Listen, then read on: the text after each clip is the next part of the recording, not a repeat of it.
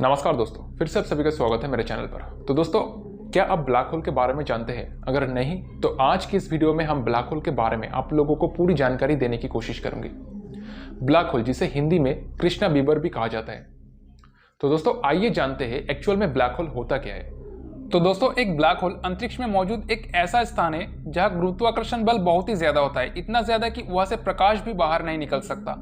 Black hole में गुरुत्वाकर्षण इतना शक्तिशाली होता है कि यदि कोई तारा, ग्रह या अंतरिक्ष यान इसके नजदीक आता है तो वो उसे अपने अंदर खींच लेता है। ब्लैक होल में प्रकाश को पूरी तरह से अवशोषित कर लिया जाता है, इसीलिए इसे देख पाना संभव ही नहीं। ब्लैक होल अदृश्य होते हैं जिन्हें विशेष टूल्स के साथ टेलीस्कोप के जरिए देखा जा सकता है। तो दोस्तों, हमारा गैलेक्सी आकाशगंगा यानी मिल्की वे पर करोड़ों ब्लैक होल्स मौजूद है, लेकिन इसकी पता लगाना बेहद मुश्किल काम है। हमारा गैलेक्सी मिल्की वे के सेंटर पर एक सुपर मैसिव ब्लैक होल है जिसे सेजिटेरियस ए के नाम से भी जाना जाता है, जो हमारे पृथ्वी से लगभग 26,000 प्रकाश वर्ष की दूरी पर है। तो दोस्तों, अब जानते हैं इसे ब्लैक होल क्यों कहा जाता है। तो सबसे पहले आपको बता दो, ब्लैक होल इसमें दो शब्दों का मिश्रण है। पहला तो है ब्लैक और दूसरा है होल। तो सबसे पहले जानते हैं ब्लैक के बारे में। इसे ब्लैक कहने का सबसे बड़ा जो रीजन है वो है इसकी गुरुत्वाकर्षण बल, यानी कि इसकी गुरुत्वाकर्षण बल इतना ज्यादा है कि इससे कुछ भी बचकर नहीं निकल सकता, यहाँ तक कि प्रकाश भी नहीं निकल सकता। तो दोस्तों, अब जानते हैं इसे होल क्यों कहा जाता है। ब्लैक होल ये एक होल की तरह दिखती है, लेकिन आप लोगों को बता दो असल में ये कोई होल नहीं है, क्योंकि इसके अंदर बहुत सारा मैटर एक साथ एक ही जगह पर रहते हैं, जिसे सिंगुलरिटी के नाम से भी जाने जाते हैं। एक ब्लैक होल तब बनते हैं जब किसी बड़े तारे का विनाश होता है। अत्यधिक गुरुत्वाकर्षण के कारण बड़े तारे अपने ईंधन को बहुत ही तेजी से खत्म करने लगता है, जो इनके केंद्र को अधिक गर्म कर देता है। इस दौरान वो अत्यधिक परमाणु प्रतिक्रिया से गुजरते हैं और बहुत ही तेजी के साथ जलते हैं।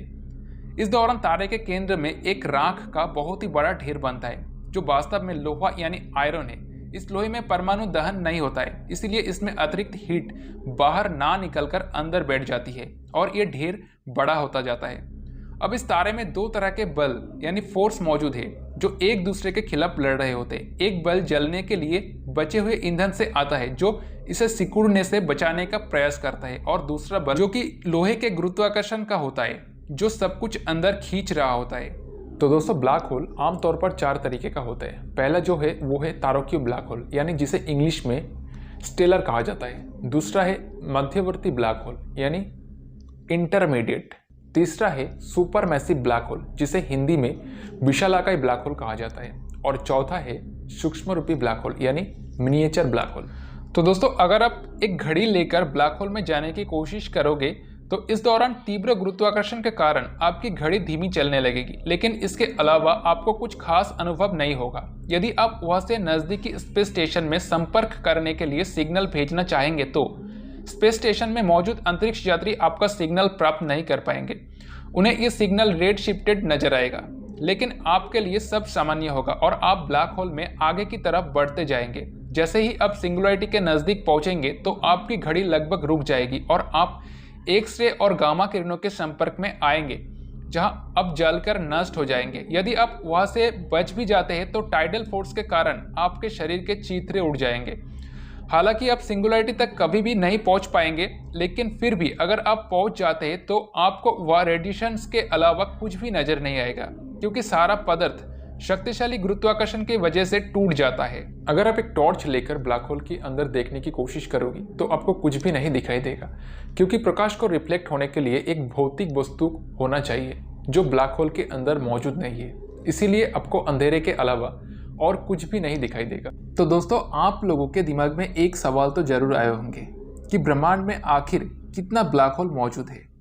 तो दोस्तों, ब्रह्मांड में कितना ब्लैक होल है इसका सटीक जवाब खोज पाना मुमकिन नहीं है, लेकिन एक स्टडी में लगाए गए अनुमान के अनुसार 40 अरब ब्लैक होल देखने योग्य ब्रह्मांड में मौजूद है।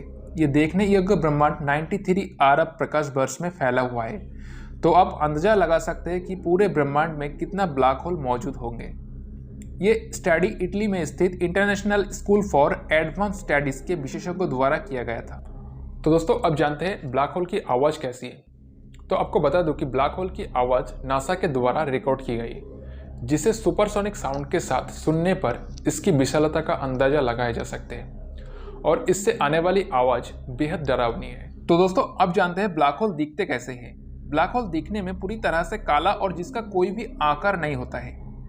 हमारे सूर्य के मास के लाखों और अरबों गुना अधिक मास होने के बावजूद आकाशगंगा के सेंटर में विशाल ब्लैक होल भी आश्चर्यजनक रूप से छोटे दिखते हैं, जो बादलों से और धूल से ढके हुए होते हैं, जिसे ढूंढना काफी कठिन होता है। तो दोस्तों, सबसे पहले एल्बर्ट आइंस्टाइन ने ब्लैक होल के बारे में भविष्यवाणी की थी, लेकिन आपको बता दूं, पहली बार ब्लैक होल शब्द का इस्तेमाल किया गया था 1967 में, जो अमेरिकी खगोल शास्त्री जॉन हेलर के द्वारा किया गया था, और ब्लैक होल की खोज पहली बार 1971 में किया गया था।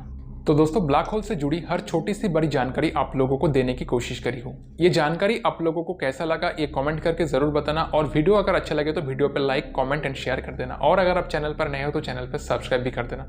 तो दोस्तों, आज के लिए बस इतना ही। फिर से मिलूंगी आप लोगों के साथ नेक्स्ट वीडियो में। धन्यवाद।